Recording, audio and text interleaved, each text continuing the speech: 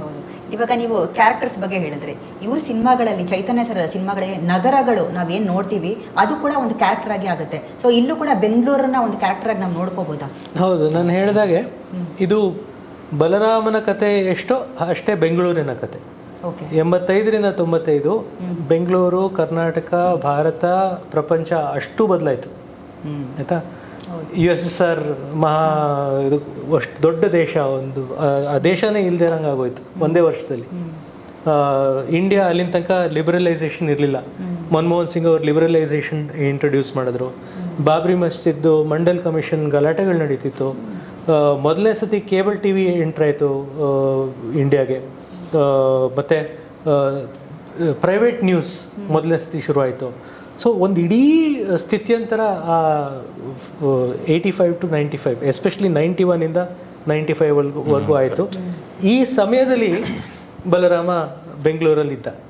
So ಬದಲಾಗ್ತಾ ಇರೋ ಬೆಂಗಳೂರಲ್ಲಿ ಬಲರಾಮ ಎಂಟ್ರಾಗಿ ಹೇಗೆ ಆ ನಗರವನ್ನು ನೋಡ್ದ, ಆ ನಗರವನ್ನು ಗ್ರಹಿಸ್ದ ಅನ್ನೋದು ಅವನ ಮೂಲಕ ನಾವು ಈ ನಗರವನ್ನು ಗ್ರಹಿಸ್ಬೋದು.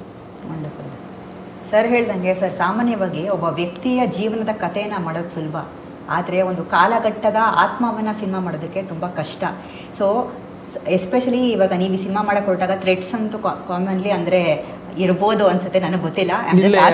ಹಂಗೇನಾದರೂ ಇತ್ತಾ? ಫಾರ್ ಎಕ್ಸಾಂಪಲ್ ಕೆಲವೊಂದು ಇರುತ್ತಲ್ವಾ ಆ ಥರ, ಅಂದರೆ ರಿಜೆಕ್ಷನ್ಸ್ಗಳಾಗಿರ್ಬೋದು, ಯಾಕೆ ಈ ರೀತಿ ಸಬ್ಜೆಕ್ಟ್ಸ್ಗಳನ್ನ ಆಯ್ಕೆ ಮಾಡ್ಕೊಂಡಿರೋ ಒಂದಷ್ಟು ಆ ಥರ ಏನಾದರೂ ಇತ್ತಾ ಅಂತ ವಿನೋದ್ ಸರ್ ತಾವು ಹೇಳಿ.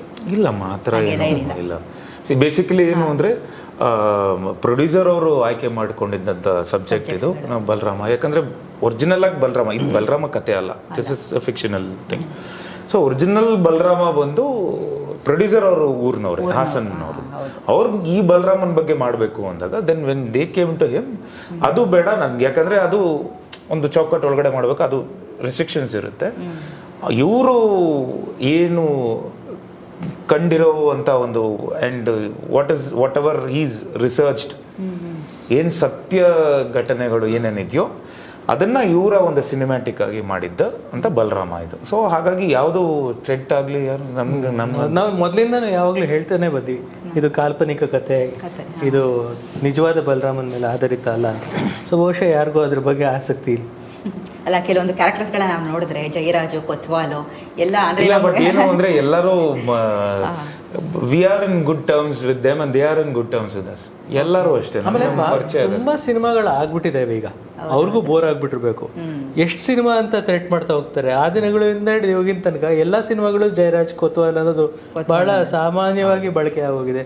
ಚಕ್ರವರ್ತಿ ಸಿನಿಮಾಲಿ ಬಂದಿದೆ ಅವರ ರೆಫರೆನ್ಸು, ಓಂ ಸಿನಿಮಾದಲ್ಲಿ ಬಂದಿದೆ, ಸೊ ಕರಿಯಾ ಸಿನಿಮಾದಲ್ಲಿ ಬಂದಿದೆ.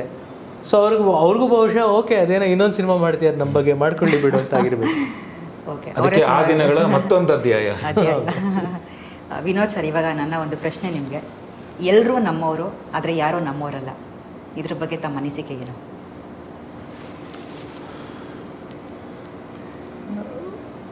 ಅದು ಇಟ್ಸ್ ಲೈಕ್ ಟೈಮ್ ಡಿಸೈಡ್ಸ್ ಅಷ್ಟೇ.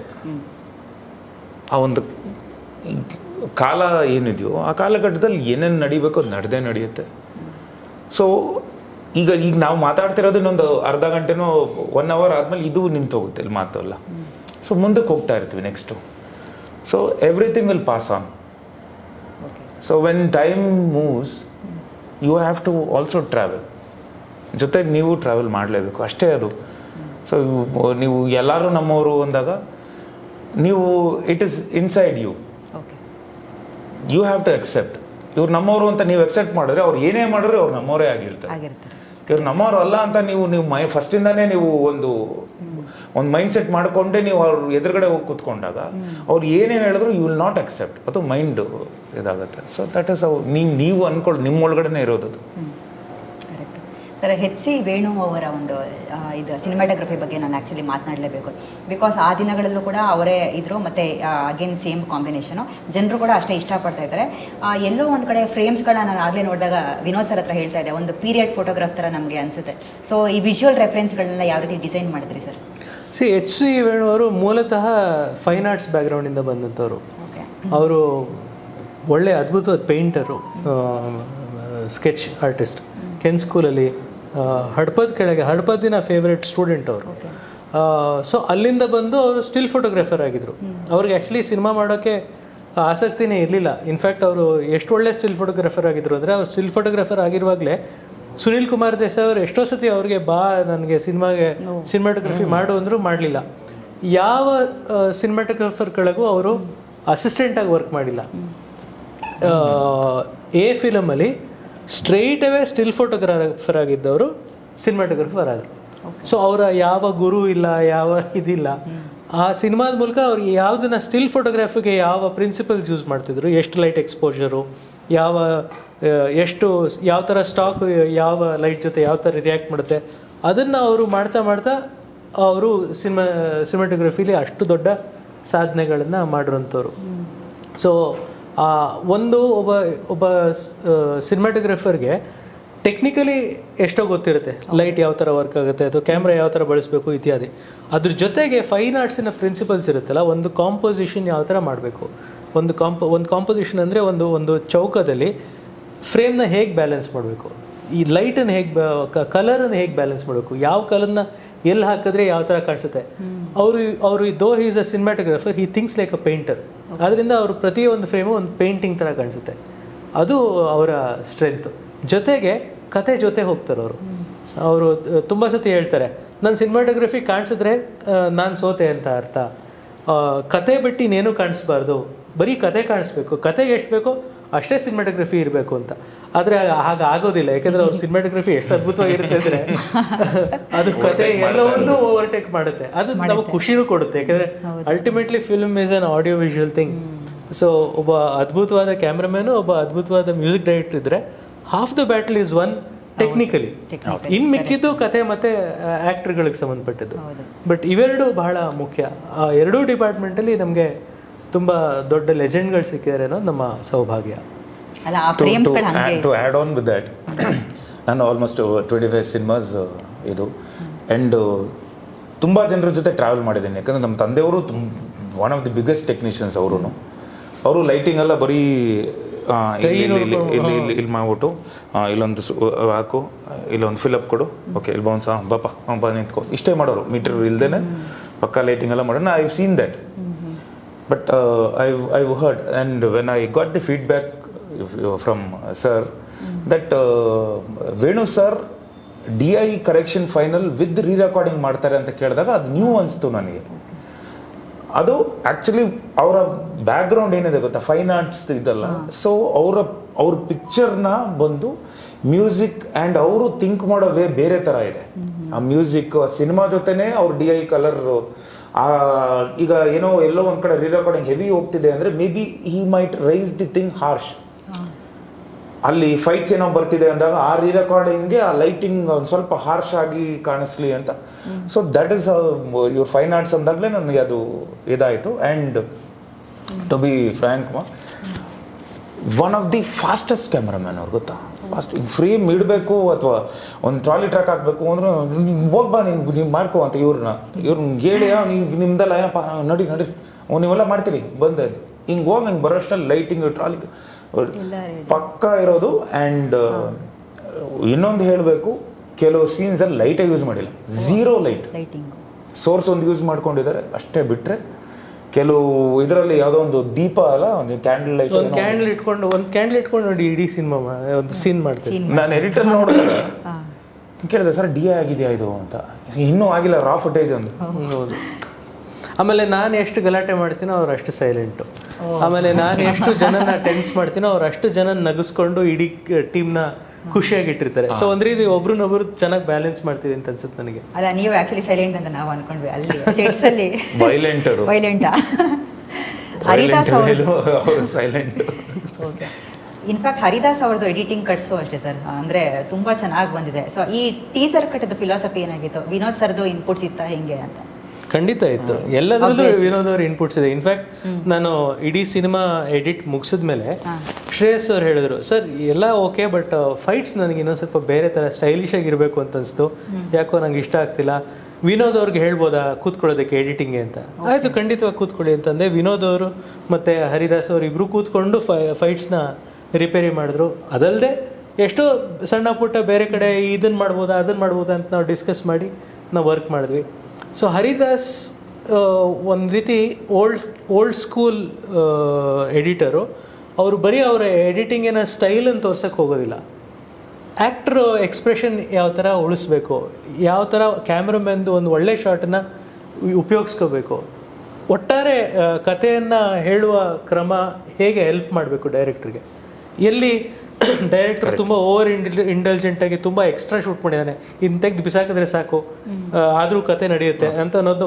ನಾನು ಮೊದಲನೇ ಕಟ್ ಮಾಡಿದಾಗ 3 ಗಂಟೆ 10 ನಿಮಿಷ ಬಂದಿತ್ತು, ಕಡೆಗೆ 2 ಗಂಟೆ 23 ನಿಮಿಷ ಬಂದಿದೆ. ಬಟ್ ಎಲ್ಲೂ ಏನೋ ಒಂದು ಮಿಸ್ಸಿಂಗ್ ಆಗಿದೆ, ಯಾವುದೋ ಒಂದು ಸೀನ್ ಹೊರಟೋಗಿದೆ ಅಂತ ಅನಿಸ್ತಾ ಇಲ್ಲ. ಆ ಕತೆಗೆ ಬೇಕಾಗಿರೋದು ಎಲ್ಲವೂ ಆ ಕಥೆಯಲ್ಲಿ, ಆ ಸಿನಿಮಾದಲ್ಲಿ ಇನ್ನೂ ಇದೆ. ಹೌದು, ನಾವು ಎಲ್ಲ ಎಷ್ಟು ಜನ ಆರ್ಟಿಸ್ಟ್ ಇದ್ರು ಅವ್ರು ಎಲ್ಲರೂ ಇದ್ದಾರೆ ಸಿನಿಮಾದಲ್ಲಿ, ಯಾರ್ದು ಇಲ್ಲ. ಹೌದು, ಸೀನ್ ಹೋಗ್ಲಿಲ್ಲ. ಈಸ್ ಟ್ರೈ ಟು ಅದನ್ನ ಕತೆ ಒಳಗಡೆನೆ ತಂದು ನಿಮ್ಗೆ ಅನ್ಸೋದೇ ಇಲ್ಲ ಅಂದ್ರೆ ಇದು ಇನ್ನೂ ಇದನ್ನ ಎಲಾಬ್ರೇಟ್ ಮಾಡಬೇಕು ಅಂತ. ಕತೆ ಒಳಗಡೆನೆ ಎಲ್ಲರೂ ಇದ್ದಾರೆ. ನಾವು ಯಾವ ಸೀನು ನಾವು ಶೂಟ್ ಮಾಡಿದ್ದು ಎಲ್ಲನೂ ಇದೆ. ಇಸ್ ವಂಡರ್ಫುಲ್ ಎಡಿಟರ್ ಅವರು. It's like old wine and new bottle ಅಲ್ಲ, ದಟ್ಸ್ ದಿ. ಅವರು ವೆರಿ, ಅವರು ಅಷ್ಟೇ ಕಂಪೋಸ್ಡು, ಕಾಮ್ ಆ್ಯಂಡ್ ಕಂಪೋಸ್ಡ್. ಅವರು ಆರಾಮಾಗಿ ಕೂತ್ಕೊಂಡು ನಾವು ಮಾಡಿದಾಗ ಕೆಲವೆಲ್ಲ. ಬಟ್ ನಂದು ಫೈಟೆಲ್ಲ ಮಾಡ್ಬೇಕಾದ್ರೆ ಸರ್ ಬಂದ್ಬಿಟ್ಟು ನಂಗೆ ಇಷ್ಟಲ್ಲೇ ಮಾಡ್ಬೇಕು. ನಾನು ಹೇಳಿದ್ದೆ ಸರ್ ಇರಿ ನಾನು ಒಂದು ವರ್ಷನ್ ಕೊಡ್ತೀನಿ ನಿಮಗೆ, ನಾನು ಮಾಡ್ತೀನಿ ಅಂತ. ದೆನ್ ಈ ಕೇಮ್ ಆ್ಯಂಡ್ ಫೈಟಲ್ಲೂ ಎಮೋಷನ್ ಮೇಂಟೈನ್ ಮಾಡಿದ್ದೀನಿ. ಆ ಎಮೋಷನ್ನ ಕೆಲವು ಕಡೆ ಹೈ ಸ್ಪೀಡ್ ಮಾಡಿಬಿಟ್ಟು ಸರ್ ಇದು ಚೆನ್ನಾಗಿದೆ ನೋಡಿ, ವಿದೌಟ್ ಡೈಲಾಗ್ಸ್ ಕನ್ವೆ ಆಗ್ತಿದೆ ಅಂತ ಹೈ ಸ್ಪೀಡ್ ಮಾಡಿದಾಗ ಕರೆಕ್ಟ್ ಚೆನ್ನಾಗಿದೆ ಅಂತ. ಅದೇ ಎಲ್ಲರೂ ಅಕ್ಸೆಪ್ಟ್ ಮಾಡಲ್ಲ ಆ ಥರ. ಆ್ಯಂಡ್ ಅಫ್ಕೋರ್ಸ್ ಈ ನೋಸ್ ದಟ್ ನನಗೆ ಆ ಒಂದು ಎಮೋಷ್ನಲಿ ಆ ಒಂದು ಕನೆಕ್ಟ್ ಇದೆ ಅನ್ನೋದು. ಆ್ಯಂಡ್ ಅಫ್ಕೋರ್ಸ್ ಆ ಟ್ರಾವೆಲ್ಲೇ ಬಂದು ನಮಗೆ ಒಂದು ಟೆಕ್ನಿಕಲ್ ಒಂದು ಒಳ್ಳೆ ಸ್ಟ್ರಾಂಗ್ ಟೀಮ್ ಜೊತೆ ಟ್ರಾವೆಲ್ ಮಾಡಿದ್ದು ತುಂಬ ಪ್ಲಸ್ ಆಯಿತು. ಸೊ ಸಿನಿಮಾ ಬೇಸಿಕಲಿ ಹೀಗೆ ಆಗಬೇಕು ನನ್ನ ಪ್ರಕಾರ. ಒಂದು ಟೀಮ್ ವರ್ಕ್ ಆಗಬೇಕು, ಒಂದು ಕೊಲ್ಯಾಬ್ರೇಟಿವ್ ಕ್ರಿಯೇಷನ್ ಅಂತ ಅಂತೀವಿ, ಸಾಮೂಹಿಕ ಸೃಷ್ಟಿ ಅದು. ಸೊ ಒಂದು ಸಮೂಹ ಸೇರಿ ಸೃಷ್ಟಿ ಮಾಡುತ್ತೆ. ಒಬ್ಬನ ವಿಷನ್ ಇರ್ಬೋದು, ಆದರೆ ಎಲ್ಲರ ಕಾಂಟ್ರಿಬ್ಯೂಷನ್ ಇರಬೇಕು. ಅದು ಒಂದು ಸಿನಿಮಾ. ಎಲ್ಲರೂ ಆ್ಯಕ್ಚುಲಿ ನಿಮ್ಮ combination, Venu sir combination, Haridas Vinod ಸರ್ದು ಇವಾಗ ಇಷ್ಟು ಹೆಸರುಗಳು ಎಲ್ಲ ಕಡೆ ಕೇಳಿ ಬರ್ತಾ ಇದೆ. ಕಮೆಂಟ್ಸ್ಗಳಲ್ಲಿ ಕೂಡ ಅಷ್ಟೇ, ಈ ಅಂದರೆ ತುಂಬ ಒಂಥರ ಸೂಪರ್ ಜೋಡಿ ಥರ ಸಕ್ಕದಾಗಿ ಕೇಳಿ ಬರ್ತಿದೆ. ಸರ್, ಈಗ ನಾನು ಒಂದು ಪ್ರಶ್ನೆ ಏನು ಅಂದರೆ ನೀವಿಬ್ಬರು ನನಗೆ ಉತ್ತರಿಸ್ಬೇಕು. ಒಬ್ಬ ಆರ್ಡಿನರಿ ವ್ಯಕ್ತಿ ಒಂದು ಎರಾನ ಸಿಂಬಲ್ ಆಗುವಂಥ ಒಂದು ಜರ್ನಿನಲ್ಲಿ ಆತ ಫಸ್ಟು ಪಡ್ಕೊಳ್ಳೋದೇನು, ಕಳ್ಕೊಳ್ಳೋದೇನು? ಒಬ್ಬ ವ್ಯಕ್ತಿ ಒಂದು ಎರಾದ ಸಿಂಬಲ್ ಆಗಬೇಕು ಅಂದರೆ ಆತ ಏನು ಪಡ್ಕೊಳ್ತಾನೆ, ಏನು ಕಳ್ಕೊಳ್ತಾನೆ. ಅವನು ಕಳ್ಕೊಬೇಕಾಗಿರೋದು ತನ್ನನ್ನೇ. ಅವನು ಒಬ್ಬ ಸಿಂಬಲ್ ಆಗಬೇಕು ಅಂತಂದರೆ. ಯಾಕಂದರೆ ನನ್ನ ಪ್ರಕಾರ ಈ ಒಂದು ಸೆಂಚುರಿಯಲ್ಲಿ ಆ ಥರ ಒಬ್ಬ ವ್ಯಕ್ತಿ ನನಗೆ ಕಾಣಿಸ್ತಿರೋದು ಮಹಾತ್ಮ ಗಾಂಧಿ. ಅವ್ರು ಕಳ್ಕೊಂಡಿದ್ದು ಅವರನ್ನೇ, ಆದರೆ ಪಡ್ಕೊಂಡಿದ್ದು ಒಂದು ಇಡೀ ದೇಶವನ್ನು, ಒಂದು ದೇಶದ ಎಥಿಕ್ಸ್, ಒಂದು ದೇಶದ ಯೋಚನೆ, ಒಂದು ದೇಶದ ಪ್ರಿನ್ಸಿಪಲ್ಸು, ಅದಷ್ಟನ್ನು ಕಟ್ಕೊಟ್ಟವರು ಅವರು. ಆದರೆ ಕಳ್ಕೊಂಡಿದ್ದು ಅವರ ಫ್ಯಾಮಿಲಿ ಲೈಫನ್ನು ಕಳ್ಕೊಂಡ್ರು, ಅವರ ಸ್ವಂತ ಜೀವನ ಕಳ್ಕೊಂಡ್ರು, ಕಡೆಗೆ ಅವರ ಪ್ರಾಣನೂ ಕಳ್ಕೊಂಡ್ರು. ಕರೆಕ್ಟ್. ನಾನು ಅವ್ರು ಹೇಳಿದ್ಮೇಲೆ such an intelligent answer that was. ಹೌದು ಸರ್. ಸಾಮಾನ್ಯವಾಗಿ ಈ ರೀತಿಯಾದಂಥ ಒಂದು ಕಾಲಘಟ್ಟದ ಸಿನಿಮಾ ಮಾಡಬೇಕಾದ್ರೆ ಬ್ಯೂಟಿ ಹಾಗೆಯೇ ರಿಯಾಲಿಸಮ್ ನಡುವೆ ಬ್ಯಾಲೆನ್ಸ್ ಮೇಂಟೈನ್ ಮಾಡೋದು ತುಂಬ ಚಾಲೆಂಜಿಂಗ್ ಆಗಿರುತ್ತೆ. ಸೊ ಈ ಸಿನಿಮಾದಲ್ಲಿ ಅದ್ರ ಬಗ್ಗೆ ಹೇಳೋದಾದ್ರೆ, ಆ್ಯಕ್ಚುಲಿ ರಿಯಲಿಸಮ್ ಈಸ್ ಬ್ಯೂಟಿಫುಲ್ ಅಲ್ವಾ? ಬೆಂಗಳೂರು 85-95 ನಮ್ಮ ಮನಸ್ಸಲ್ಲಿ ಅದು ಬ್ಯೂಟಿಫುಲ್. ಅದು ನಿಜ. ಅವಾಗಿದ್ದಾಗ ಬಹುಶಃ ನನಗೆ ಎಕ್ಸಾಮ್ ಟೆನ್ಷನ್ ಇದ್ದಿರ್ಬೋದು, ಅಥವಾ ಕೆಲಸ ಇನ್ಯಾರೋ ಒಬ್ರಿಗೆ ಕೆಲಸ ಸಿಗುತ್ತೋ ಇಲ್ವೋ ಅನ್ನೋ ಟೆನ್ಷನ್ ಇದ್ದಿರ್ಬೋದು, ಇನ್ನೊಬ್ರಿಗೆ ಮದುವೆ ಆಗುತ್ತೋ ಇಲ್ವೋ, ಗಂಡು ಸಿಗ್ತಾನೋ ಇಲ್ವೋ ಅನ್ನೋ ಟೆನ್ಷನ್ ಇದ್ದಿರ್ಬೋದು ಆ ಕಾಲದಲ್ಲಿ. ಆದರೆ ಈಗ ನಿಂತು ವಾಪಸ್ ನೋಡಿದಾಗ ಅದೊಂದು ಬ್ಯೂಟಿಫುಲ್, ಅದು it's a beautiful time and it is realistic. So whatever we see is reality. The sunrise is real but it is also beautiful. Birds and trees are real but it is still beautiful. ನಾವು ನಮ್ಮ ಮನಸ್ಸು beautiful ಆಗಿದ್ರೆ ನಾವು ನೋಡೋದು beautiful ಆಗುತ್ತೆ. ನಿಮ್ಮಿಬ್ಬರು combination ಹೆಚ್ಚು ಸಿನಿಮಾಗಳು actually ಬರ್ತಾ ಇರಬೇಕು. ಬಿಕಾಸ್ ಏನಕ್ಕೆ ಖಂಡಿತ ನನಗಂತೂ ತುಂಬಾ ಆಸೆ ಇದೆ ಇವ್ರ ಜೊತೆ ಇನ್ನೂ ಒಂದಷ್ಟು ಸಿನಿಮಾ ಮಾಡಬೇಕು ಅಂತ. ಇವರು ಆನ್ಸರ್ ಮಾಡೋವಂಥ ಸ್ಟೈಲು, ಆಮೇಲೆ ಆನ್ಸರ್ ನಿಮಗೆ ಬೇರೆ ಥರದ್ದೇ ಇರುತ್ತೆ. ಹೌದು, ಬಿಕಾಸ್ ಈ ನೋಸ್ ಸೋ ಮಚ್. ನಿಮಗೆ ನಾನು ಆಗಲೇ ಸ್ಟಾರ್ಟಿಂಗಲ್ಲೇ ಹೇಳಿದ್ನಲ್ಲ, is a very intelligent person. You ask him anything you will know. ಆಮೇಲೆ ಅವ್ರು ಆನ್ಸರ್ ಮಾಡೋದೇ ಬೇರೆ ಥರದ್ದೇ ಒಂದು ಡೈಮೆನ್ಷನ್ನಲ್ಲಿ ಆನ್ಸರ್ ಮಾಡಿರ್ತಾರೆ. ಆ್ಯಂಡ್ ಬಿಕಾಸ್ ಅವ್ರ ಪೊಲಿಟಿಕಲ್ ಥಾಟ್ ಆಗಲಿ ಆ್ಯಂಡ್ ಸಿನಿಮಾ ನೋಡೋ ನೋಟ ಆಗಲಿ ಎಲ್ಲ ತುಂಬ ಬೇರೆ ಥರದ್ದೇ ಒಂದು ಫಾರ್ಮ್ಯಾಟ್. ಆಮೇಲೆ ಒಂದು ಸೀನ್ ಟ್ರೀಟ್ಮೆಂಟ್ ಇತ್ತು, ತುಂಬ ಚೆನ್ನಾಗಿತ್ತು. ಒಂದು ರೌಂಡ್ ಟ್ರಾಲಿ ಟ್ರೀಟ್ಮೆಂಟ್ ಒಂದು, ಅದು ರೆಗ್ಯುಲರಾಗಿ ಬೇರೆ ಥರದ್ದು. ಇವರು ಅಲ್ಲಿಂದ ಅಲ್ಲಿ ಸಾಕು, ಅಲ್ಲಿ ಅಷ್ಟೇ. ತಿರ್ಗಾ ಇಲ್ಲಿಂದ ಬನ್ನಿ, ಇಲ್ಲಿಂದ ನಾನು ಬೇರೆ ಕಡೆ ಹೋಗ್ತೀನಿ, ತಿರ್ಗಾ ಅಲ್ಲಿಂದ ನಾನು ಬೇರೆ ಕಡೆ ಹೋಗಿ ಬರ್ತೀನಿ. ಆ ಟ್ರೀಟ್ಮೆಂಟ್ಗಳೆಲ್ಲ ಐ ವಾಸ್ ಲೈಕ್ ವಾವ್, ಹೇಗೆ ಹೌದು ಹಿಂಗೂ ತೆಗಿಬೋದಲ್ಲ. ಸೊ ಕೆಲವು ಇಂಟ್ರ್ಯಾಕ್ಷನ್ಸ್ ಎಲ್ಲ ಇರುತ್ತಲ್ಲ. So I am literally desperately waiting to work with him. Thank you so much.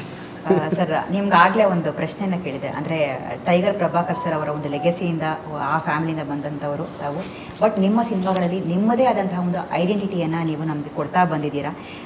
ಎಲ್ಲ ಕಡೆ ಕೂಡ ಟೈಗರ್ ಪ್ರಭಾಕರ್ ಅಂತ ಟೈಗರ್ ವಿನೋದ್ ಪ್ರಭಾಕರ್ ಅನ್ನುವಂಥ ಒಂದು ಇದು. ಸೊ ನಿಮಗೆ ಅಂದರೆ ಪ್ರಾಬಬ್ಲಿ ಅದನ್ನು ಹೊರತುಪಡಿಸಿ ನಿಮ್ಮ ಒಂದು ವಿನೋದ್ ಪ್ರಭಾಕರ್ ಅನ್ನುವಂಥ ಐಡೆಂಟಿಟಿ ಇವಾಗ ಎಷ್ಟು ವೇಟ್ ಮಾಡ್ತಿದ್ದೀರಾ ಅದನ್ನು ಎಸ್ಟಾಬ್ಲಿಷ್ ಮಾಡ್ಕೊಂಡು? ನಾನು ಈವನ್ ನನ್ನ ಓನ್ ಪ್ರೊಡಕ್ಷನ್ ರಾಘವ ಲಂಕಾಸುರ ಅಲ್ಲೂ ನಾನು ಬೇಡ, ನನಗೆ ಟೈಟಲ್ ಬೇಡ, ಜನ ನನ್ನನ್ನು ಒಬ್ಬ ಒಳ್ಳೆ ನಟನಾಗಿ ಗುರುತಿಸ್ಕೊಳ್ಳಿ ಅಷ್ಟೇ ಸಾಕು. ನನಗೆ ಸಿನಿಮಾ ಬಂದು ಆಚೆ ಬಂದಾಗ ರೈಟ್ ಫ್ರಮ್ ನವಗ್ರಹ ಹೇಳ್ತೀನಿ ನಾನು. ಸ್ಕೂಲ್ ಬಸ್ ಬರ್ತಾ ಇದೆ, ನಾನು ಬೇರೆ ಸಿನಿಮಾ ಆಕ್ಟ್ ಮಾಡ್ತಿದ್ದೀನಿ, Tony uncle Tony Tony Tony ಅಂದ್ರು. ಅದು ನಿಜವಾದ ಒಂದು ಸಕ್ಸಸ್. ಆಕ್ಚುಲಿ ಈ ಸಿನಿಮಾದಲ್ಲೂ ತುಂಬಾ ಸತಿ ಹೇಳಿದ್ರು ನಮ್ಮ ಪ್ರೊಡ್ಯೂಸರ್ಗೆ, ಆ ಟೈಗರ್ ತೆಗೆದಾಕಿ ಬರೀ ವಿನೋದ್ ಪ್ರಭಾಕರ್ ಅಂತ ಇಟ್ಕೊಳ್ಳಿ ಅಂತ. ಕಡೆಗೆ ಸಿನಿಮಾದಲ್ಲಿ ಟೈಟಲ್ ಹಾಕುವಾಗ ನನಗೆ ಹೇಳಿದ್ರು, ಅಟ್ಲೀಸ್ಟ್ ನೀವು ಸಿನಿಮಾದಲ್ಲಿ ಅಟ್ಲೀಸ್ಟ್ ನಾನು ಟೈಟಲ್ ಹಾಕುವಾಗ ಬರೀ ವಿನೋದ್ ಪ್ರಭಾಕರ್ ಅಂತ ಹಾಕಿ ಟೈಗರ್ ಅಂತ ಹಾಕ್ಬಿಡಿ ಅಂತ. ಸೊ ಟೈಗರ್ ಅಂತ ಹಾಕಿಲ್ಲ, ಬಟ್ ನಮ್ಮ ಪೋಸ್ಟರಲ್ಲಿ ನಮ್ಮ ಶ್ರೇಯಸ್ಗೆ ಇನ್ನೂ ಅವ್ರನ್ನ, ಯಾಕಂದ್ರೆ ಅವರ ಸಂಸ್ಥೆ ಕಡೆಯಿಂದ ಆಗ ಹೋಮ್ ಮಿನಿಸ್ಟರ್ ಸಾಹೇಬ್ರು, ಇವಾಗ DCM ಸಾಹೇಬ್ರು ಆಗಿದ್ದಾರೆ, ಪರಮೇಶ್ವರ್ ಸಾಹೇಬ್ರು ಅವ್ರ ಕಡೆಯಿಂದ ಆ ಟೈಟಲ್ ನಾನು ಕೊಟ್ಟಿದ್ದು. ಟೈಗರ್ ಅನ್ನೋ ಬಿರುದು ನಿಮಗೆ, ನೀವು ಆ ಲೆಗಸಿನ ಫಾಲೋ ಮಾಡಿ ಅಂತ. ಅಫ್ಕೋರ್ಸ್, ಯಾಕಂದ್ರೆ ನಾನು ಹೇಳ್ತೀನಿ, ನಿಜ ಹೇಳ್ತೀನಿ, ಇವತ್ತು ಎಲ್ಲ ಕಡೆನೂ ಹೇಳಿದ್ದೀನಿ, ಟೈಗರ್ ಅವರೊಬ್ಬರೇ, ನಮ್ಮ ತಂದೆಯವರು ಪ್ರಭಾಕರ್ ಅವರು ಟೈಗರ್ ಅವರೊಬ್ಬರೇ. Because he live like a tiger, he was born. ಅವರ ಒಂದು ಅವರನೇ ಬೇರೆ ಥರ ಇತ್ತು. ಅದು ಅವ್ರು ಮಾಡ್ಬೋದು. ನನ್ನನ್ನು ಜನ ಪ್ರೀತಿಯಿಂದ ಮರಿ ಟೈಗರ್ ಅಂತ ಕರೆದಾಗ ನಾನು ಒಪ್ಕೊತೀನಿ. ಬಟ್ ಎಲ್ಲೂ ನಾನು ಟೈಟಲ್ ಮರಿ ಟೈಗರ್ ಅಂತ ಹಾಕ್ಕೊಡಲ್ಲ. ಜನ ಏನು ಕರೀತಾರೆ ಕರೀಲಿ, ಜನ ಕರೀಬೇಕು, ನಾವೇ ಟೈಟಲ್ ಹಾಕ್ಕೊಡೋದಲ್ಲ.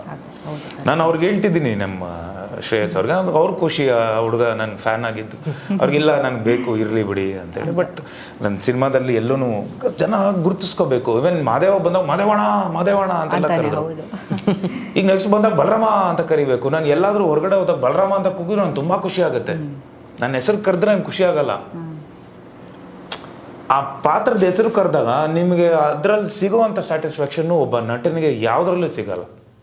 ಇಲ್ಲ, ಪ್ರಾಬಬ್ಲಿ ಈ ಸಿನಿಮಾ ಆದ ನಂತರ ನೀವು ಹೇಳ್ದಂಗೆ ಬಲರಾಮ ಅಂತಾನೆ ಕೂಗ್ಬೋದು. ಆ ವ್ಯಾಲಿಡೇಷನ್ಗೋಸ್ಕರ ನೀವು ಕೂಡ. ಅಫ್ಕೋರ್ಸ್, ನನಗೆ ರಾಬರ್ಟ್ ಬಂದ್ಮೇಲೆ ರಾಘವ ಅಂದ್ರೆ ರಾಘವ ತುಂಬಾ ಫೇಮಸ್ ಆಗಿತ್ತು ನನಗೆ. ಹೌದು, ರಾಘವ ಅಂತ ಹೇಳಿ ಪ್ರತಿಯೊಬ್ರು ರಾಘವ. ನಾನು ಆಕ್ಚುಲಿ ಅದನ್ನೇ ಬಂದು ಈಗ ನೆಕ್ಸ್ಟ್ ನನ್ನ ಸಿನಿಮಾ ಟೈಟಲ್ ಆಗಿ ರಾಘವ ಅಂತ ಹೇಳಿ ಇದು ಮಾಡ್ತಿರೋದು. ನನ್ನ ಕೊನೆಯ 2 ಪ್ರಶ್ನೆಗಳು ಏನು ಅಂದರೆ, ಬಲರಾಮನ ಸೈಲೆನ್ಸ್ ಡೇಂಜರಾ ಅಥವಾ ಅದನ್ನ ಡೈಲಾಗ್ಸ್ ಡೇಂಜರಾ? Silence danger. ಸೊ ಆಡಿಯನ್ಸ್ ಈ ಸಿನಿಮಾದಲ್ಲಿ ರೈಟ್ ಆ್ಯಂಡ್ ರಾಂಗ್ ಹುಡುಕಬೇಕಾ ಅಥವಾ ರೀಸನ್ಸ್ಗಳನ್ನ ಹುಡುಕಬೇಕಾ? ಪ್ರಪಂಚದಲ್ಲೇ ನಾವು ರೈಟ್ ಆ್ಯಂಡ್ ರಾಂಗ್ ಹುಡುಕಬಾರ್ದು. ಏಕೆಂದರೆ ರೈಟಲ್ಲಿ ರಾಂಗ್ ಇರುತ್ತೆ, ರಾಂಗಲ್ಲಿ ರೈಟ್ ಇರುತ್ತೆ. ಯಾರೂ ಬ್ಲ್ಯಾಕ್ ಆ್ಯಂಡ್ ವೈಟ್ ಆಗಿರಲ್ಲ, ಎಲ್ಲರೂ ಗ್ರೇ ಆಗಿರ್ತಾರೆ. ಸೊ ಅದರಿಂದ ಇನ್ನು ಬಲರಾಮ ಸೈಲೆನ್ಸ್ ಡೇಂಜರ, ಮಾತು ಡೇಂಜರ ಅಂದಾಗ ನಮ್ಮ ಸಿನಿಮಾದಲ್ಲಿ ಒಂದು ಡೈಲಾಗ್ ಇದೆ. ನನಗೆ ಬುದ್ಧಿ ಬಂದಾಗಿಂದ, ಬಲರಾಮ ಹೇಳ್ತಾನೆ, ನನಗೆ ಬುದ್ಧಿ ಬಂದಾಗಿಂದ ನನ್ನ ಮಾತಿಗಿಂತ ನನ್ನ ಕೈ ಮಾತಾಡಿರೋದು ಜಾಸ್ತಿ, ಮಾತಾಡೋದಕ್ಕಿಂತ ನನ್ನ ಕೈ ಮಾತಾಡೋದೇ ಹೆಚ್ಚು. ಅದರಿಂದ ಅದು ದಟ್ ಡಿಫೈನ್ಸ್ ಬಲರಾಮ. ನಾನು ಅಫ್ಕೋರ್ಸ್ ನಾನು ಸ್ಟಾರ್ಟಿಂಗಲ್ಲಿ ಸ್ಕ್ರಿಪ್ಟ್ ಟೈಮಲ್ಲೂ ಹೇಳಿರ್ತೀನಿ, ಅವರು ಅದನ್ನು ಫೆಲ್ಟ್. ನಾವು ಅಫ್ಕೋರ್ಸ್ ನಿಮ್ಮ ಪ್ರೀವಿಯಸ್ ಇಂಟರ್ವ್ಯೂಸಲ್ಲೆಲ್ಲ ಹೇಳಿದ್ರು, ಏನು ಮಾದೇವನ ಆ ಥರದ್ದು ನೋಡಿದಾರೋ ಇಲ್ಲಿ ತುಂಬ ಸಟಲ್ಲಾಗಿ ಅಷ್ಟೇ. ಆ್ಯಂಡ್ ಅರ್ಚಾಡ್ಕೊಂಡು ಕಿರ್ಚಾಡ್ಕೊಂಡ್ರೆ ರೌಡಿಸಮ್ ಅಥವಾ ರೌಡಿ ಅಥವಾ ಏನೋ ಒಂದು ನನ್ನ ಪವರ್ ನಾನು ತೋರಿಸ್ಬಲ್ಲೆ ಅನ್ನೋದು ತಪ್ಪು. ನನ್ನ ಸ್ಕ್ರೀನ್ ಪ್ರೆಸೆನ್ಸ್, ಕಣ್ಣು and the way how you stand, how you portray yourself on screen.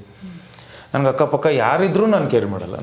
ನಾನು ಏನು ಮಾಡಬೇಕು, ನನಗೆ ಎಲ್ಲಿ ಎಷ್ಟು ಮಾಡಬೇಕು ಅನ್ನೋದು ಇರುತ್ತೆ. I never try to overtake anybody. ನನಗೆಲ್ಲೋ ಒಂದು ಕಡೆ ಇವಾಗ ಡೈರೆಕ್ಟರ್ ಸರ್ ನೀವು ಬಂದು ಎಲ್ಲರ ಹಿಂದೆ ನೀವು ನಿಂತ್ಕೋಬೇಕು ಅಂದರೆ ಅಲ್ಲೇ ನಿಂತ್ಕೊತೀನಿ ನಾನು. Because script demands that. Don't overtake the script. ನಾನು ಬಂದೆ ಅಂದರೆ ಸ್ಕ್ರಿಪ್ಟ್ ಹಾಳಾಗತ್ತೆ ಅಲ್ಲೇ. ಆ ಕ್ಯಾರೆಕ್ಟರ್ ಟೋಟಲ್ ನಿಮ್ಗೆ ಒಂದು ಏನು ಡಿಸೈನ್ ಮಾಡಿದರೆ ಅದು ಟೋಟಲ್ ಹಾಳಾಗುತ್ತೆ.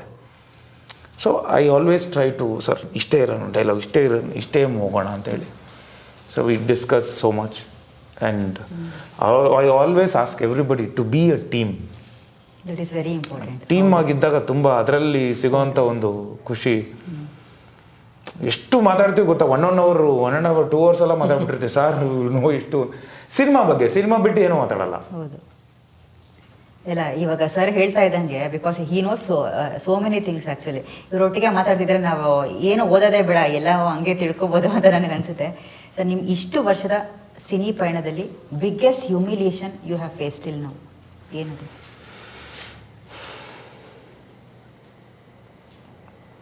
ಬಿಗ್ಗೆಸ್ಟು ಅಂತ ಅದರಲ್ಲಿ ಹುಡ್ಕೋಕ್ಕಾಗಲ್ಲ. ಹ್ಯೂಮಿಲೇಷನ್ ಅಂತೂ ರೆಗ್ಯುಲರ್ಲಿ ಫೇಸ್ ಮಾಡಿದ್ವಿ. Regular humiliation. ಒಂದು ಯಾರಾದರೂ ಶೇರ್ ಮಾಡ್ಕೊಳ್ಳೋದಾದ್ರೆ ಬಿಗ್ಗೆಸ್ಟ್ ಹ್ಯೂಮಿಲೇಷನ್ ಅಂದರೆ ಒಂದಿಷ್ಟು ಫ್ಯಾನ್ಸ್ ನನ್ನ ಇಂಡಸ್ಟ್ರಿಗೆ ಬಂದು ಫ್ಲಾಪ್ಸ್ ಮೇಲೆ ಫ್ಲಾಪ್ಸ್ ಕೊಟ್ಟಾಗ ಅವ್ರ ಅಪ್ಪನ ಹೆಸರು ಹಾಳು ಮಾಡ್ತಾ ಅನ್ಕೋಣ ಇವನು ಅಂದರು. That was the biggest humiliation ಅಲ್ಲ. ಅಯ್ಯಪ್ಪ ಸ್ಕ್ರಾಚಿಂದ ಬಂದು ಅಲ್ಲವರೆಗೂ ಹೋಗಿದ್ದು ನಾನು ಒಂದು ಕಂಟಿನ್ಯೂಸ್ ಮಾಡಿದಾಗ ಅಷ್ಟು ಹೆಸರು ಮಾಡಿದವ್ರು ಅವ್ರ ಅಪ್ಪನ ಹೆಸರು ಹಾಳು ಮಾಡ್ತಾನಲ್ಲ ಇವನು. ಅವ್ರಪ್ಪ ಯಾಕೆ ಬಂದ ಇವನು ಇಂಡಸ್ಟ್ರಿಗೆ, ಇವರೆಲ್ಲ ಏನಕ್ಕೆ ಬೇಕು ಇಂಡಸ್ಟ್ರಿಗೆ, ಏನು ಮಾಡೋಕ್ಕೆ ಬರ್ತಾರೆ ಇವ್ರುಗಳು. That was the biggest humiliation. Chaitanya sir, ತಮಗೆ ಈ ರೀತಿಯಾದಂಥ ಅನುಭವಗಳು? ಹ್ಯೂಮಿಲಿಯೇಷನ್ ನನಗೆ actually I don't like to ನನ್ನ ಲಕಿಲಿ ನನ್ನ ಮೈಂಡ್ ಯಾವ ಥರ ಫಂಕ್ಷನ್ ಆಗುತ್ತೆ ಅಂದರೆ ನನಗೆ ಕೆಟ್ಟ ಅನುಭವಗಳು ಮರ್ತೋಗ್ಬಿಡ್ತವೆ. ಸೊ ನನಗೆ ಆ ಥರದ ಹ್ಯೂಮಿಲಿಯೇಟಿಂಗ್ ಮೂಮೆಂಟ್ಸ್ನ ನನಗೆ ಜ್ಞಾಪಕನೂ ಇಲ್ಲ, ಯೋಚನೆನೂ ಮಾಡೋಕ್ಕೆ ಹೋಗಲ್ಲ. I would like to remember positive things and go head with positive vibes. ಇಲ್ಲ, ಆ ನಿಟ್ಟಿನಲ್ಲಿ ಸರ್ ಮಾದೇವ ಟೈಮ್ನಲ್ಲಿ ಆ್ಯಕ್ಚುಲಿ ಹೇಳ್ತಿದ್ರು, Nisha madam was very supportive. ಪ್ರತಿಯೊಂದು ಹಂತದಲ್ಲೂ ಕೂಡ ನಾವು ನೋಡ್ತೀವಿ. ಇನ್ಫ್ಯಾಕ್ಟ್ ಬಲರಾಮನ ದಿನಗಳು ಟೈಮ್ನಲ್ಲೂ ಕೂಡ ಎಲ್ಲ ಒಂದು ಆಸ್ಪೆಕ್ಟ್ಸ್ಗಳಲ್ಲಿ ಸಪೋರ್ಟಿವ್ ಆಗಿ. That is actually very much needed ಯಾರಿಗೆ ಆಗಿರ್ಬೋದು. ಒಂದೆರಡು ಮಾತು ಅವ್ರ ಬಗ್ಗೆ. ನೆನ್ನೆ ಒಂದು ಇಂಟರ್ವ್ಯೂಲ್ ಇದೇ ಥರ ಆಗಿತ್ತು. So who do you think is your mentor ಅಂತ ಒಂದು ಕ್ವೆಶ್ಚನ್ ರೈಸ್ ಆದಾಗ ನಾನು ತುಂಬ ಅದೇ ಇದು ಅಪ್ಸ್ ಆ್ಯಂಡ್ ಡೌನ್ಸ್ ಮೆಂಟರ್ ಅಂತ I take him as a mentor because he knows so much. See anybody who wants you to grow is your mentor. ನಿಮ್ಗೆ ಒಳ್ಳೇದಾಗಲಿ ಅಂತ ಯಾರು ಯೋಚನೆ ಮಾಡಿದ್ರು ಈಸ್ ಎ ಮೆಂಟರ್. ಸೊ ಆ ಥರ she is been supporting me from years. She is the biggest critic. And critic ಏನಕ್ಕೆ ಹೇಳ್ತಾರೆ ಅಂದರೆ ನಿಮ್ಮಲ್ಲಿ ಕಾಳಜಿ ಇರೋದಕ್ಕೆ ಕ್ರಿಟಿಕ್ ಹೇಳೋದು. ಹಿಂಗೆ ಮಾಧ್ಯಮದವರಾಗಲಿ ಯಾರೋ ಬಂದು ಕ್ರಿಟಿಕ್ಸ್ ನಿಮ್ಮ ಬಗ್ಗೆ ಬರೀತಾರೆ ಅಂದರೆ ನೀನು ಒಳ್ಳೇದು ಮಾಡಲಿ ಅಂತ. ಕ್ರಿಟಿಕ್ಸ್ನ ನಾನು ಹ್ಯೂಮಿಲೇಟ್ ಮಾಡಿಬಿಟ್ರು ಅಂತ ನೀವು ಹೋದರೆ ಅವ್ರಿಗೇನು ಬರುತ್ತೆ. So I gave us so much of liberty. ಅಂದರೆ ನೀನು ಮಾಡಿ ನಡೆಸು ನನ್ನನ್ನು ಅಂತ ನಾನು ಕೊಟ್ಟೆ, ಸರೆಂಡರ್ ಆದೆ. She back to me up like anything. ನನಗೆ ಅದಾದಮೇಲೆ ಎಷ್ಟೋ ನಾನು pressure, I am going through so much of pressure. ಈಗಲೂ ತುಂಬ ಪ್ರೆಷರ್ಗಳು ನಡೀತಿದೆ. ಸೊ ಅದನ್ನೆಲ್ಲ ಬಂದು ಅವ್ರು ಅಬ್ಸರ್ವ್ ಮಾಡಿ ಅದನ್ನು ನನ್ನ ಕೂಲ್ ಮಾಡಿ, ಪಾಪ ಆ ಹುಡುಗಿ ನನ್ನ ಒಂದು ತಾಯಿ ಸ್ಥಾನದಲ್ಲಿ ನಿಂತ್ಕೊಂಡ್ರು ನನಗೆ. And she herself is a very good person. ಅವ್ರಿಗೆ ಯಾರೋ ಏನೋ ಮಾಡಿದ್ರು ಒಂದು ಸರಿ ಆಯಿತು, ಶಿಲ್ ಇಗ್ನೋರ್ ಅಷ್ಟೇ.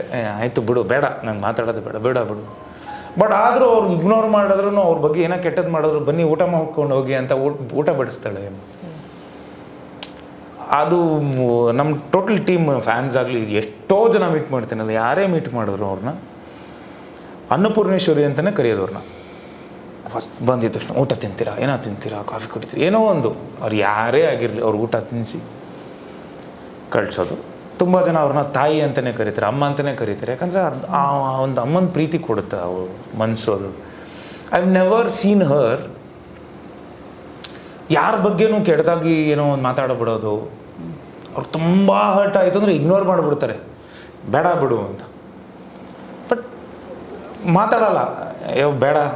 ಇವ್ರ ಹತ್ರನೂ ಕೆಲವು ಟೈಮಲ್ಲಿ ಶೇರ್ ಮಾಡಿದ್ದೀವಿ, ಬೇಡ ಬಿಡಿ ಸರ್, ಅವ್ರು ಏನೋ ಹೇಳ್ತಾರೆ, ಬೇಡ. ಶೀಲ್ ಜಸ್ಟ್ ಇಗ್ನೋರ್, ಬೇಡ ಅಂತ. ಅವ್ರು ಈಗ ರೀಸೆಂಟಾಗಿ ಒಂದಿಷ್ಟು ಕಲ್ಟಿವೇಟ್ ಮಾಡ್ಕೊಂಡಿದ್ದಾರೆ, 1-2 ವರ್ಷದಿಂದ. ಬೆಳಗ್ಗೆಯಿಂದ ಒಂದು 8 ಗಂಟೆ ನಮ್ಮ ಇಬ್ಬರು ಕ್ಯಾಂಡಿ ಚೆರಿ ಇಬ್ಬರು ಮಕ್ಕಳು, ಕ್ಯಾಂಡಿನೂ ಚೆರಿ, ಅವರಿಬ್ಬರದು ಒಂದು ರೌಂಡ್ ಆಯಿತು. ಅಂದರೆ ಆಲ್ಮೋಸ್ಟ್ ಅರೌಂಡ್ ಒಂದು 25-30 ಬೀದಿ ನಾಯಿಗಳನ್ನ, ಅಂದರೆ ನಾಯಿಗಳಂತ ಹೇಳ್ಬಾರ್ದು, ಬೀದಿ ಮಕ್ಕಳನ್ನ ಹೋಗಿ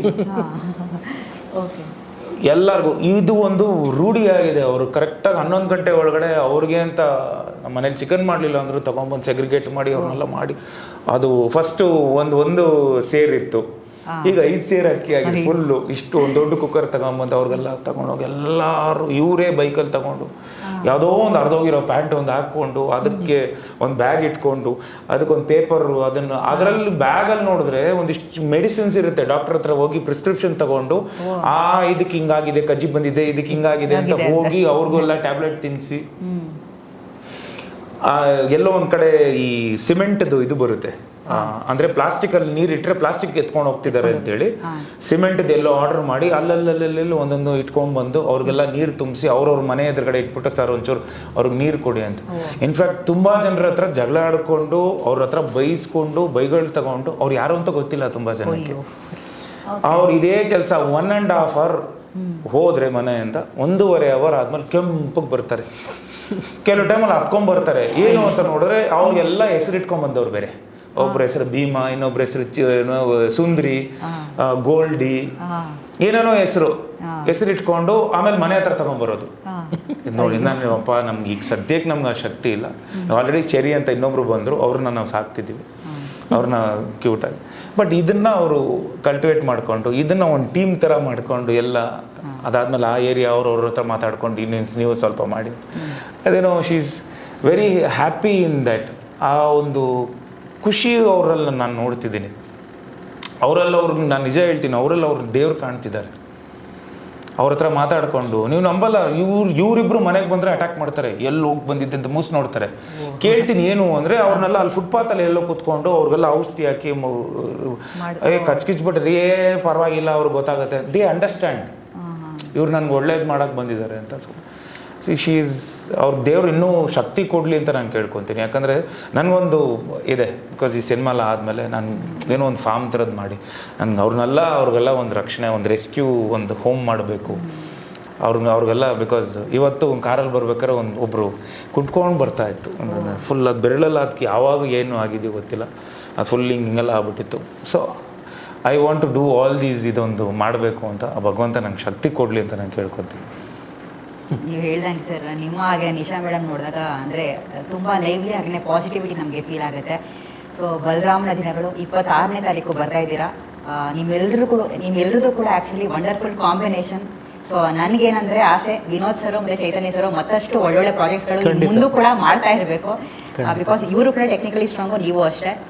ಸೊ ಫೈನಲಿ ನಮ್ಮ ಪ್ರೇಕ್ಷಕರು ಈ ಸಿನಿಮಾವನ್ನು ಯಾಕೆ ನೋಡಬೇಕು ಅಂತ ಕೇಳೋದಿಲ್ಲ, ಪ್ರೀತಿಯಿಂದ ಒಮ್ಮೆ ಕರೆದುಬಿಡಿ ಅವ್ರನ್ನ.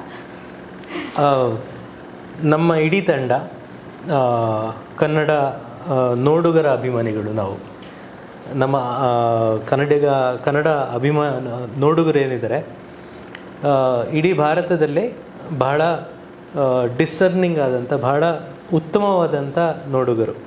ಒಂದು ಕನ್ನಡ ಸಿನಿಮಾ ಗೆಲ್ಲಬೇಕು ಅಂದರೆ ಅದು ಅತ್ಯುತ್ತಮವಾಗಿರಬೇಕು. ಅಂದರೆ ಬರೀ ಕನ್ನಡಕ್ಕೆ ಮಾತ್ರ ಅಲ್ಲ, ಒಬ್ಬ ಕನ್ನಡ ಸಿನಿಮಾ ನೋಡೋರು ತಮಿಳು, ತೆಲುಗು, ಮಲಯಾಳಂ, ಹಿಂದಿ ಎಲ್ಲ ಸಿನಿಮಾಗಳನ್ನು ನೋಡಿ ಅದ್ರ ಮುಂದೆ ಇದು ಸರಿಸಾಟಿಯಾಗಿ ನಿಲ್ಲುತ್ತಾ ಅಂತಂದರೆ ಮಾತ್ರ ಅದಕ್ಕೆ ಬೇಷ್ ಅಂತಂತಾರೆ. ಸೊ ನಾವು ಭಾಳ ಶ್ರದ್ಧೆಯಿಂದ, ಪ್ರೀತಿಯಿಂದ, ಗೌರವದಿಂದ ನಮ್ಮ ಈ ಸಿನಿಮಾನ ಕನ್ನಡಿಗರಿಗೆ ಅರ್ಪಿಸ್ತಿದ್ದೀವಿ. ಅವರು ಈ ಸಿನಿಮಾನ ಮೆಚ್ಚಲಿ, ಅವರ ಆಶೀರ್ವಾದ ನಮ್ಮ ತಂಡಕ್ಕಿರಲಿ ಅಂತ ನಾನು ಕೇಳ್ಕೊಳಕ್ಕೆ ಇಷ್ಟಪಡ್ತೀನಿ. ಹಾಗೆ ಎಲ್ಲ ಕನ್ನಡ ಅಭಿಮಾನಿಗಳು, ನಮ್ಮ ತಂದೆಯವರ ಅಭಿಮಾನಿಗಳು, ನನ್ನ ಅಭಿಮಾನಿಗಳು, ಎಲ್ಲ ಕನ್ನಡ ಪ್ರೇಕ್ಷಕರ ಹತ್ರ ನಾನು ಕೇಳ್ಕೊಳ್ಳೋದೊಂದೇ. ಯಾಕಂದರೆ ಅವತ್ತಿನಿಂದ ಇವತ್ತಿನವರೆಗೂ ನಾನು ಒಳ್ಳೆ ಸಿನಿಮಾ ಮಾಡಲಿ, ಕೆಟ್ಟ ಸಿನಿಮಾ ಮಾಡಲಿ, ನನ್ನ ಬೇಷಂದು, ನನ್ನ ಚೆನ್ನಾಗಿ ಮಾಡ್ತಿಲ್ಲ ಅಂತ ಹೇಳಿನೂ ನನ್ನ ತಿದ್ದಿ ಇಲ್ಲಿವರೆಗೂ ನನಗೆ ಆಶೀರ್ವಾದ ಮಾಡಿಕೊಂಡು ನನ್ನ ಬೆನ್ನೆಲುಬಾಗಿ ನಿಂತ್ಕೊಂಡಿದ್ದೀರಾ. ಸೊ ನಾನು ಪ್ರೀವಿಯಸ್ಲಿ ಹೇಳಿದ್ದೆ ಮಾದೇವ ಟೈಮಲ್ಲಿ ಇದೊಂದು ಒಳ್ಳೆ ಸಿನಿಮಾ ಆಗುತ್ತೆ ಅಂತ. ಅದೇ ಥರ ನಾನು ನಿರಾಶೆ ಮಾಡಲಿಲ್ಲ, ಅವರು ಥಿಯೇಟ್ರಿಗೆ ಬಂದು ನೋಡಿ ಅವರು ನಮ್ಮನ್ನು ನಿರಾಶೆ ಮಾಡಲಿಲ್ಲ. ಸೊ ಅದೇ ಥರ ಅದ್ರ ದುಪ್ಪಟ್ಟು ಈ ಸಿನಿಮಾ ಆಗುತ್ತೆ ಅಂತ ಭರವಸೆ ನಾನು ಕೊಡಬಲ್ಲೆ. ಸೊ ಒಂದು ಒಳ್ಳೆ ಸಿನಿಮಾ ಆಗಿದೆ, ಒಂದು ಒಳ್ಳೆ ತಂಡ ಸೇರಿ ಒಂದು ಒಳ್ಳೆ ಸಿನಿಮಾ ಮಾಡಿದ್ದೀವಿ. ನೀವು ಕೊಡೋವಂಥ ನಿಮ್ಮ ಅಮೂಲ್ಯವಾದ ಒಂದು ಏನು ನಿಮ್ಮ ಹಣ ಏನು ನೀವು ಕಷ್ಟಪಟ್ಟು ಸಂಪಾದನೆ ಮಾಡಿರ್ತೀರ ಅದನ್ನು ನೀವು ತೊಗೊಂಬಂದು ನಮ್ಮ ಸಿನಿಮಾ ನೋಡಬೇಕು ಅಂತ ಬಂದರೆ ಖಂಡಿತ ಅಂತೂ ನಿರಾಶೆ ಮಾಡಲ್ಲ. ನಿಮ್ಮ ಕೊಟ್ಟಿರೋ ಎಷ್ಟು ಹಣ ನೀವು ಕೊಡ್ತೀರೋ ಅದಕ್ಕೆ 10ರಷ್ಟು ಒಂದು ಮನೋರಂಜನೆ ಈ ಸಿನಿಮಾ ನೀಡುತ್ತೆ ಅನ್ನೋ ಒಂದು ನಂಬಿಕೆ ನನಗಿದೆ. ಸೊ ಮರಿಬೇಡಿ, ಇದೇ ಜೂನ್ 26ನೇ ತಾರೀಕು ನಮ್ಮ ಸಿನಿಮಾ ಬಲರಾಮನ ದಿನಗಳು ಕರ್ನಾಟಕ ರಾಜ್ಯಾದ್ಯಂತ ತೆರೆ ಕಾಣ್ತಿದೆ. ಅದನ್ನು ನಮಗೆ ಡಿಸ್ಟ್ರಿಬ್ಯೂಟ್ ಮಾಡಿಕೊಡ್ತಿರೋದು KVN ಅವರು. ಸೊ ಅದಕ್ಕೂ ನಾನು ಥ್ಯಾಂಕ್ಸ್ ಹೇಳ್ತಿದ್ದೀನಿ ಸುಪ್ರೀತ್ ಸರ್ ಅವ್ರಿಗೂ, ವೆಂಕಟ್ ಸರ್ ಅವ್ರಿಗೂ. ಅವರು ಡಿಸ್ಟ್ರಿಬ್ಯೂಷನ್ ಮಾಡಿದ್ರೆ ಭಾಳಷ್ಟು ದೊಡ್ಡದಾಗಿ ನಮಗೆ ಎಲ್ಲ ಕಡೆ ಎಲ್ರಿಗೂ ರೀಚ್ ಆಗಿ ಒಳ್ಳೆ ಟೈಮಿಂಗ್ನ ನಮಗೆ ಎಲ್ರಿಗೂ ನೋಡೋ ಅಂಥ ಟೈಮಿಂಗ್ ನಾವು ಮಾಡಿಕೊಡ್ತಾರೆ ಅನ್ನೋ ನಂಬಿಕೆ ನನಗಿದೆ. ಸೊ ನೋಡಿ ನಮ್ಮ ಇಡೀ ತಂಡಕ್ಕೆ ಆಶೀರ್ವಾದ ಮಾಡಿ ಅಂತ ನಾನು ಕೇಳ್ಕೊತೀನಿ. ಜೈ ಕರ್ನಾಟಕ. ಧನ್ಯವಾದಗಳು. ನಮಸ್ಕಾರ sir, thank you so much. ನನಗಂತೂ ತುಂಬ ಸಂತೋಷ ಆಯಿತು. I am literally waiting to watch this movie. ಆ ದಿನಗಳು ಸಿನಿಮಾ ನೋಡಿದ್ದೆ, 18 ವರ್ಷಗಳ ನಂತರ ಮತ್ತೆ ಅದೇ ಫ್ಲೇವರ್ ಬರ್ತಾ ಇದೆ. I am excited to watch. So 26ನೇ ತಾರೀಕು ಖಂಡಿತವಾಗ್ಲೂ ನೋಡ್ತೀವಿ. So thank you so much sir. ಮತ್ತಷ್ಟು ಒಳ್ಳೊಳ್ಳೆ ಸಿನಿಮಾಗಳು ಬರ್ತಾ ಇರಲಿ. Thank you so much sir. So ನೋಡಿದ್ರಲ್ಲ ವೀಕ್ಷಕರೇ, ಇದಾಗಿತ್ತು ವಿನೋದ್ ಪ್ರಭಾಕರ್ ಸರ್ ಹಾಗೆಯೇ ಚೈತನ್ಯ ಸರ್ ಅವರ ಮಾತುಗಳು. ಆ ದಿನಗಳು ಸಿನಿಮಾದ ನಂತರ ಮತ್ತೊಮ್ಮೆ ಅದೇ ಫ್ಲೇವರ್ ರೀತಿಯಾದಂತಹ ಸಬ್ಜೆಕ್ಟು ಇದೇ ತಿಂಗಳು 26ನೇ ತಾರೀಕು ರಿಲೀಸ್ ಆಗ್ತಾ ಇದೆ. ನಾವು ಎಲ್ಲರೂ ಕೂಡ ಈ ಸಿನಿಮಾವನ್ನ ಥಿಯೇಟರ್ಗೆ ಹೋಗಿ ನೋಡೋಣ, ಕನ್ನಡ ಸಿನಿಮಾಗಳನ್ನ ಬೆಳೆಸೋಣ.